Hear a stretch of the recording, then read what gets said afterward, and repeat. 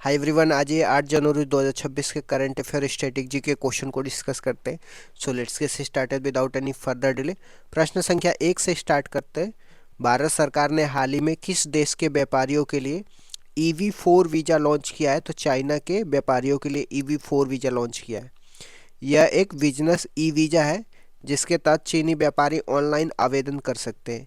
इस वीज़ा के तहत व्यापारियों को भारत में 6 माह रहने की अनुमति होगी और इसके उद्देश्य की बात करते हैं तो चीनी व्यापारियों को व्यापारिक गतिविधियों के लिए भारत लाना है। प्रश्न संख्या 2 में आ जाते हैं। ऑपरेशन एब्सोल्यूट रिजॉल्व के तहत हाल ही में किस देश के राष्ट्रपति को गिरफ्तार कर लिया गया है? तो वेनेजुला के राष्ट्रपति निकोलस मादुरो को गिरफ्तार कर लिया गया ऑपरेशन एब्सोल्यूट रिजॉल्व के तहत। इस ऑपरेशन को अमेरिका की डेल्टा फोर्स ने अंजाम दिया है। निकोलस मादुरो की बात करते हैं। इन पर ड्रग्स तस्करी, हथियार की तस्करी के आरोप लगाए गए। उन्हें गिरफ्तार कर न्यूयॉर्क के फेडरल कोर्ट संघीय न्यायालय में ले जाया गया है। नेक्स्ट क्वेश्चन पे आ जाते हैं। CAG द्वारा जारी राज्य वित्त 2023-24 रिपोर्ट के दूसरे संस्करण के अनुसार राज्य के खर्चों की क्या स्थिति है? राज्यों का 83% खर्च रेवेन्यू एक्सपेंडिचर पे हो रहा है, जिसको राजस्व व्यय बोलते हैं। केवल 17% खर्च पूंजीगत व्यय पे हो रहा है, जिसको कैपिटल एक्सपेंडिचर बोलते हैं। राजस्व व्यय रेवेन्यू एक्सपेंडिचर का अर्थ वेतन, पेंशन और ब्याज भुगतान पर होने वाला खर्च है, जिससे कोई नई संरचना नहीं बनती है। कैपिटल एक्सपेंडिचर, जिसको पूंजीगत व्यय बोलते हैं, इसका अर्थ है नए अस्पताल, बांध या इंफ्रास्ट्रक्चर निर्माण के लिए, जो केवल 17% ही है। केंद्र के अनुदान से प्राप्त के मामले में उत्तर प्रदेश पूरे भारत में पहले स्थान पे है। और वर्तमान में CAG की बात करते हैं तो संजय मूर्ति है, तो ये भी आपको ध्यान में रखना है। अगले प्रश्न पे आ जाते हैं। DRDO द्वारा सैनिक के लिए विकसित स्वदेश तकनीक का संबंध किससे है? पोर्टेबल जल शुद्धिकरण प्रणाली से है। इसे DRDO की रक्षा प्रयोगशाला जोधपुर ने विकसित किया है। यह एक मैनुअल मीन्स हाथ से चलाने वाली मशीन है, जिसे बिजली या बैटरी की आवश्यकता नहीं होती। ये मात्र 2 से 3 मिनट में 20 से 25 सैनिकों के लिए शुद्ध पानी उपलब्ध करा सकती है, तो ये भी आपको ध्यान में रखना है। अगले प्रश्न पे आ जाते हैं। हाल ही में किस राज्य के राज्यपाल ने बच्चों के लिए संस्कार शाला का उद्घाटन किया है? तो असम राज्य के राज्यपाल लक्ष्मण प्रसाद आचार्य ने बच्चों के लिए संस्कार शाला का उद्घाटन किया है। इसका शुभारंभ गुवाहाटी में किया गया है। 4 से 14 वर्ष के बच्चों के लिए है, जिसका उद्देश्य उनमें सांस्कृतिक धरोहर के प्रति निष्ठा और मूल्य का विकास करना है। अगले प्रश्न पे आ जाते हैं। किस स्थान पर दुर्लभ कुषाण युग के सिक्के और सजावटी पत्थरों की खोज की गई है? तक्षशिला पाकिस्तान में कुषाण युग के सिक्के और सजावटी पत्थरों की खोज की गई है। इन सिक्कों के अग्रभाग पर वासुदेव का चित्र बना हुआ है, जिससे यह कुषाण युग के होने का पता चलता है। यह खोज भीतर टीला में हुई है। तक्षशिला की बात करते हैं तो गांधार महाजनपद की राजधानी थी। कुषाण वंश की स्थापना कुजुल कडफिसेस ने की थी, ये भी आपको ध्यान में रखना है। अगले प्रश्न पे आ जाते हैं। दिल्ली सरकार ने उधार और कैश फ्लो मैनेज करने के लिए किस संस्था के साथ समझौता किया है? भारतीय रिजर्व बैंक के साथ समझौता किया है। यह समझौता फाइनेंशियल मैनेजमेंट को बेहतर करने के लिए किया गया है। RBI करेंसी जारी करने के लिए न्यूनतम आरक्षण प्रणाली का उपयोग करता है, जिसमें 200 करोड़ रुपए रखने होते हैं, जिसमें 115 करोड़ गोल्ड और 85 करोड़ विदेशी मुद्रा रखने होते हैं, तो ये भी आपको ध्यान में रखना है। अगले प्रश्न पे आ जाते हैं। भुगतान नियामक बोर्ड, पेमेंट रेगुलेटरी बोर्ड बोलते हैं, कि पहली बैठक की अध्यक्षता किसने करी है? तो RBI के गवर्नर संजय मल्होत्रा ने करी है। यह बैठक मुंबई में आयोजित की गई है। पेमेंट रेगुलेटरी बोर्ड की बात करते हैं तो इसकी गठन 2025 में भुगतान और निपटान प्रणाली अधिनियम 2007 के तहत हुआ था, तो ये भी आपको ध्यान में रखना है। संजय मल्होत्रा RBI के 26वें गवर्नर बने हैं, तो ये भी आपको रट के रखना है। नेक्स्ट क्वेश्चन में आ जाते हैं। UAE कार्टिंग चैंपियनशिप में टॉप 5 में जगह बनाने वाली पहली भारतीय महिला रेसर कौन बन गई है? अतीका मीर बन गई। अतीका मीर मात्र 11 वर्ष की है और ये श्रीनगर जम्मू कश्मीर के रहने वाली हैं। इन्होंने कुल 35 ड्राइवरों के बीच में 5वीं रैंक हासिल कर इतिहास रचा है, तो ये भी आपको ध्यान में रखना है। नेक्स्ट क्वेश्चन पे आ जाते हैं। हाल ही में दिवंगत हुए मनोज कोठारी का संबंध किस खेल से था? तो बिलियर्ड्स से था।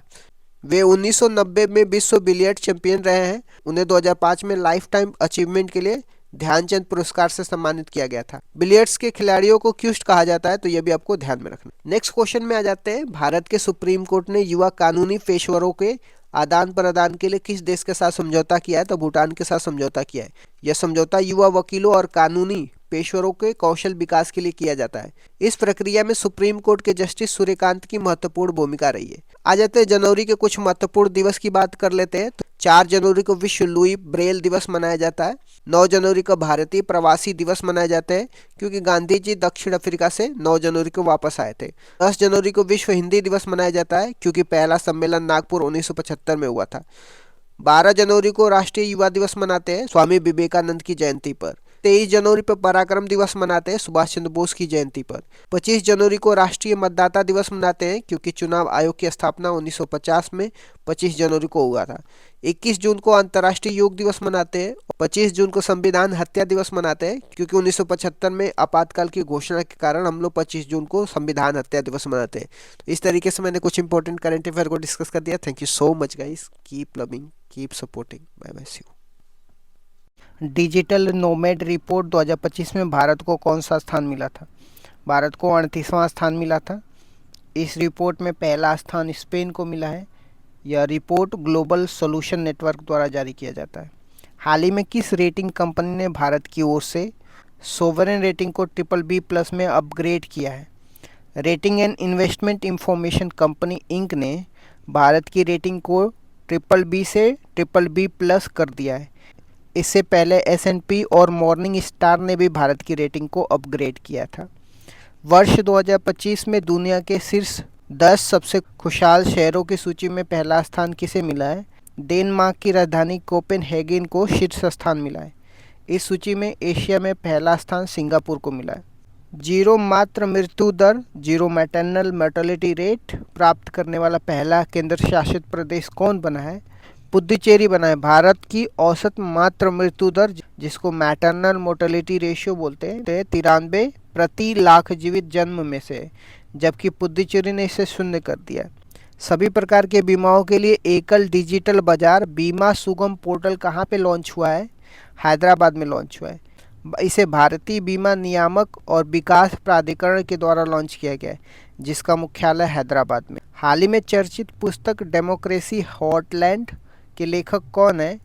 भारत के पूर्व मुख्य चुनाव आयुक्त SY कुरैशी। यह पुस्तक दक्षिण एशिया में लोकतंत्र की स्थिति पर आधारित है। IIT कानपुर ने अनुसंधान और आर्टिफिशियल इंटेलिजेंस के लिए किस देश के राष्ट्रीय विश्वविद्यालय के साथ समझौता किया है? तो वियतनाम राष्ट्रीय विश्वविद्यालय के साथ। बुसान फिल्म फेस्टिवल में फेस ऑफ द एशिया पुरस्कार 2025 किसे मिला है? अभिनेत्री हुमा कुरैशी को उनकी फिल्म बयान के लिए यह पुरस्कार मिला है। UN वुमेन में कार्यकारी निदेशक के रूप में अपना दूसरा कार्यकाल किसने शुरू किया है? जॉर्डन की डॉक्टर सीमा बहोस ने। बॉलीवुड गायक जुबिन गर्ग का हाल ही में निधन कहाँ पे हुआ है? सिंगापुर में स्कूबा डाइविंग दुर्घटना के कारण उनका निधन हो गया है। यह असम के एक प्रसिद्ध गायक थे। उन्होंने 40 से अधिक भाषाओं में गीत गाए। आ जाते हैं स्टैटिक जीके की तरफ। पहला संशोधन कब हुआ था? 1951 में हुआ था। इसके तहत संविधान में 9वीं अनुसूची जोड़ी गई थी जो भूमि सुधार से संबंधित है। 42वां संविधान संशोधन कब हुआ था? 1976 में हुआ था। इसे लघु संविधान या मिनी कॉन्स्टिट्यूशन भी कहा जाता है। इसके तहत प्रस्तावना में समाजवाद, पंथ निरपेक्षता, अखंडता शब्द जोड़े गए। मौलिक कर्तव्यों भाग 4A को इसी संशोधन के द्वारा जोड़ा गया था। 44वां संशोधन 1978 को हुआ था। इसके द्वारा संपत्ति के अधिकार को मौलिक अधिकारों की सूची से हटा करके एक कानूनी अधिकार आर्टिकल 300A के तहत बना दिया गया था। 52वां संविधान संशोधन 1985 में हुआ था। इसके तहत 10वीं अनुसूची जोड़ी गई थी जो दल बदल को रोकने से संबंधित है। 61वां संविधान संशोधन 1989 को हुआ था। मतदान की आयु 21 वर्ष से घटा करके 18 वर्ष कर दी गई थी। 73वां संविधान संशोधन 1992 में हुआ था। इसके तहत पंचायती राज को संवैधानिक दर्जा दिया गया था और 11वीं अनुसूची जोड़ी गई थी। 86वां संविधान संशोधन 2002 में हुआ था। इसके द्वारा अनुच्छेद 21A जोड़ा गया, जिससे शिक्षा का अधिकार एक मौलिक अधिकार बन गया। 101वां संविधान संशोधन या GST जो गुड्स एंड सर्विस टैक्स से संबंधित है। 103वां संविधान संशोधन 2019 में इसके तहत आर्थिक रूप से कमजोर वर्ग EWS को 10% आरक्षण दिया जाएगा। 106वां संविधान संशोधन, इसे नारी शक्ति बंधनम अधिनियम के नाम से जाना जाता है। यह महिलाओं के लिए सीटों के आरक्षण से संबंधित है। IPL 2025 का खिताब किस टीम ने जीता है और उसके कप्तान कौन थे? रॉयल चैलेंजर्स बेंगलोर ने ये पहली बार खिताब जीता है। फाइनल मैच पंजाब किंग्स के खिलाफ नरेंद्र मोदी स्टेडियम गुजरात में खेला गया था। इस टीम के कप्तान रजत पाटीदार थे। आईपीएल 2025 में ऑरेंज कप और पर्पल कप किसे मिली थी? ऑरेंज कप का संबंधित सर्वाधिक रन से जो साई सुदर्शन को, और पर्पल कप सर्वाधिक विकेट से संबंधित है जो प्रसिद्ध कृष्णा को मिला है। आईसीसी चैंपियंस ट्रॉफी 2025 का विजेता कौन था? भारत ने न्यूजीलैंड को हरा करके यह ट्रॉफी जीता था। आईसीसी चैंपियंस ट्रॉफी 2025 में प्लेयर ऑफ द टूर्नामेंट कौन बना है? न्यूजीलैंड के ऑलराउंडर रचिंद्र रविंद्र को प्लेयर ऑफ द टूर्नामेंट का खिताब मिला है। महिला premium league, women premium league 2025 का खिताब किस टीम ने जीता है? मुंबई इंडियंस ने दिल्ली कैपिटल को हरा करके यह दूसरा खिताब जीता है। भारतीय क्रिकेट टीम का नया बल्लेबाजी कोच किसे नियुक्त किया गया है? शुतांशु कोटक को जनवरी 2025 में नया बैटिंग कोच नियुक्त किया गया है। उन्होंने विक्रम राठौर की जगह ली है और टीम के मुख्य कोच गौतम गंभीर है। आईसीसी अवार्ड 2024 में men's cricketer of the year और women's ODI cricketer of the year किसे चुना गया है? तो men's cricketer of the year का खिताब जसप्रीत बुमराह को मिला है। Women's ODI cricketer of the year का पुरस्कार स्मृति मंधाना को दिया गया है। ओलंपिक की बात करते हैं। पेरिस ओलंपिक 2024 में पुरुषों की 100 मीटर रेस किसने जीती है? अमेरिकी धावक नोआ लाइल्स ने 9.79 सेकेंड में यह रेस जीती है। पेरिस पैरा ओलंपिक 2024 में पदक तालिका में भारत का कौन सा स्थान रहा है? तो भारत 18वें स्थान पर रहा है, जिसमें कुल 29 पदक, 7 स्वर्ण, 9 रजत और 13 कांस्य पदक जीते थे। 2028 ओलंपिक में कौन से नए खेल शामिल किए जाएंगे? 5 नए खेल शामिल किए जाएंगे, जिसमें बेसबॉल या सॉफ्टबॉल बोलते हैं, cricket, flag football, lacrosse, squash. इनमें से फ्लैग फुटबॉल और स्क्वैश पहली बार ओलंपिक में शामिल हो रहे हैं। अंतर्राष्ट्रीय ओलंपिक समिति की पहली महिला और अफ्रीकी अध्यक्ष किसे नियुक्त किया गया है? जिम्बाब्वे के पूर्व ओलंपिक तैराक क्रिस्टी कॉनवेंट्री को चुना गया है। आ जाते हैं प्रमुख शास्त्रीय नृत्य और कलाकार से संबंधित। यामिनी कृष्णमूर्ति की बात करते हैं। इनका संबंध भरतनाट्यम और कुचिपुड़ी से। इन्हें 1977 में संगीत नाटक अकेडमी पुरस्कार से सम्मानित किया गया था। सोनल मानसिंह की बात करते हैं। ये भरतनाट्यम और ओडिसी की प्रसिद्ध नृत्यांगना है। ये सबसे कम उम्र में पद्म भूषण 2003 में प्राप्त करने वाली नृत्यांगना बनी है। रुक्मणी देवी अरुंडेल की बात करते हैं। ये भरतनाट्यम से संबंधित हैं। यह राज्यसभा में नामित होने वाली पहली नृत्यांगना थी। टी बाला सरस्वती की बात करते हैं। भरतनाट्यम की प्रमुख प्रतिपादक हैं। मृणालिनी साराभाई की बात करते हैं। यह भरतनाट्यम से संबंधित है और प्रसिद्ध वैज्ञानिक विक्रम साराभाई की पत्नी थी। बिरजू महाराज की बात करते हैं। ये कथक नृत्य शैली के उस्ताद थे। केलुचरण महापात्र की बात करते हैं। इन्हें उड़ीसी नृत्य को पुनर्जीवित करने का श्रेय दिया जाता है। झावेरी बहनों की बात करते हैं। इसमें दर्शना, नैना, रंजना, सुवर्णा आती हैं। इनका संबंध किससे है? इनका संबंध मणिपुरी से। पुरस्कार एंड अवार्ड की बात करते हैं। नोबेल पुरस्कार, यह पुरस्कार जीतने वाले पहले भारतीय रविंद्रनाथ टैगोर थे, जिन्हें 1913 में साहित्य के लिए यह सम्मान मिला था। भारत रत्न की बात करते हैं। यह सर्वोच्च नागरिक सम्मान है, जिसकी स्थापना 1954 में हुई थी। खेलों में पहले व्यक्ति भारत रत्न पाने वाले सचिन तेंदुलकर हैं।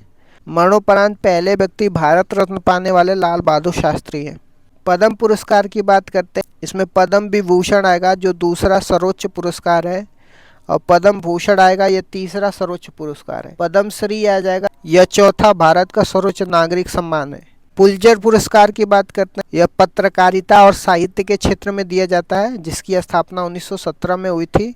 ज्ञानपीठ पुरस्कार की बात करते हैं। यह भारत का सर्वोच्च साहित्यिक पुरस्कार है, जिसकी स्थापना 1965 में हुई थी। पहले हिंदी लेखक सुमित्रानंद पंत हैं।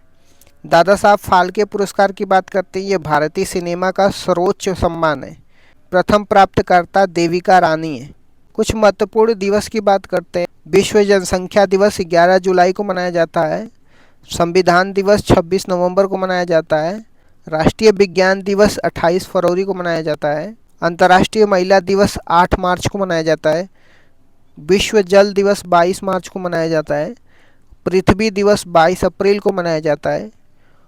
अंतर्राष्ट्रीय योग दिवस 21 जून को मनाया जाता है। राष्ट्रीय खेल दिवस 29 अगस्त को मनाया जाता है। शिक्षक दिवस 5 सितंबर को मनाया जाता है। हिंदी दिवस 14 सितंबर को मनाया जाता है। अंतर्राष्ट्रीय अहिंसा दिवस 2 अक्टूबर को मनाया जाता है। राष्ट्रीय एकता दिवस 31 अक्टूबर को मनाया जाता है। विश्व एड्स दिवस 1 दिसंबर को मनाया जाता है। सर्वाधिक जनसंख्या वाला राज्य कौन सा है? उत्तर प्रदेश है। न्यूनतम जनसंख्या वाला राज्य कौन सा है? सिक्किम है। सर्वाधिक जनसंख्या वाला केंद्र शासित प्रदेश कौन सा है? दिल्ली है। न्यूनतम जनसंख्या वाला केंद्र शासित प्रदेश कौन सा है? लक्षद्वीप है। सर्वाधिक जनसंख्या घनत्व वाला राज्य कौन सा है? बिहार है। न्यूनतम जनसंख्या घनत्व वाला राज्य कौन सा है? अरुणाचल प्रदेश है। यहाँ 17 व्यक्ति प्रति वर्ग किलोमीटर में रहते हैं। सर्वाधिक लिंगानुपात वाला राज्य कौन सा है? केरल है। 1084 महिलाएं प्रति 1000 पुरुष पे। न्यूनतम लिंगानुपात किस राज्य का है? हरियाणा का।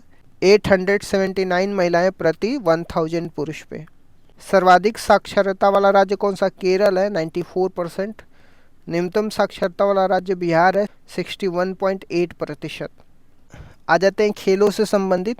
मेजर ध्यानचंद खेल रत्न पुरस्कार 2024 से किन 4 खिलाड़ियों को सम्मानित किया गया है? पहले नंबर पे डी गुकेश होंगे, इनका संबंध शतरंज से है। हरमनप्रीत सिंह, इनका संबंध हॉकी से है। प्रवीण कुमार, इनका संबंध पैरा एथलेटिक्स से है। मनु भाकर, इनका संबंध शूटिंग से है। इन 4 खिलाड़ियों को मेजर ध्यानचंद खेल रत्न पुरस्कार 2024 से सम्मानित किया जाता है। महिला शतरंज विश्व कप 2025 जीतने वाली सबसे कम उम्र की खिलाड़ी कौन बन गई हैं? भारत की दिव्या देशमुख बनी है। इन्होंने 19 वर्ष में यह खिताब जीता है। फ्रेंच ओपन 2025 में पुरुष एकल का खिताब किसने जीता है? स्पेन के कार्लोस अल्कराज ने यह खिताब जीता है। खेलो इंडिया यूथ गेम 2025 में किस राज्य ने शीर्ष स्थान हासिल किया है? महाराष्ट्र ने 158 पदक जीत करके शीर्ष स्थान हासिल किया है। 38वें राष्ट्रीय खेल 2025 उत्तराखंड में पदक तालिका में पहला स्थान किसने हासिल किया है? सर्विसेज स्पोर्ट्स कंट्रोल बोर्ड ने 121 पदों के साथ पहला स्थान हासिल किया है। और शॉट एट हिस्ट्री किस खिलाड़ी की आत्मकथा है? यह भारतीय शूटर अभिनव बिंद्रा की आत्मकथा है। सुल्तान अल्जान शाह कप किस खेल से संबंधित है? यह पुरुषों का एक अंतर्राष्ट्रीय फील्ड हॉकी टूर्नामेंट है जो हर साल मलेशिया में आयोजित किया जाता है। फ्रेंच ओपन किस सतह कोर्ट पे खेला जाता है? यह एकमात्र ग्रैंड स्लैम है जो क्ले कोर्ट, जो मिट्टी पर खेला जाता है। मेजर ध्यानचंद खेल पुरस्कार क्या है? यह भारत का सर्वोच्च खेल सम्मान है। संतोष ट्रॉफी किस खेल से संबंधित है? यह पुरुषों के लिए एक प्रमुख घरेलू राज्य स्तरीय फुटबॉल टूर्नामेंट से संबंधित है। इससे क्वेश्चन भी पूछा गया था। फीफा वर्ल्ड कप 2026 का आयोजन कहाँ पे किया जाएगा? तो इसका आयोजन 3 देशों में किया जाएगा, कनाडा, मैक्सिको, संयुक्त राष्ट्र अमेरिका में किया जाएगा। राष्ट्रमंडल खेल कॉमनवेल्थ गेम 2026 की मेजबानी कौन सा देश करेगा? स्कॉटलैंड के ग्लासगो शहर में इसका आयोजन किया जाएगा। भारत का पहला पैरा ओलंपिक स्वर्ण पदक किसने जीता था? श्री मुरलीकांत राजाराम पेटकर ने 1972 में हिंडलबर्ग में पैरा ओलंपिक में तैराकी में स्वर्ण पदक जीता था। इस तरीके से मैंने स्टैटिक जीके के साथ कुछ करंट अफेयर और स्पोर्ट्स के न्यूज़ डिस्कस कर दिया। Thank you so much guys, keep loving, keep supporting, bye bye, see you.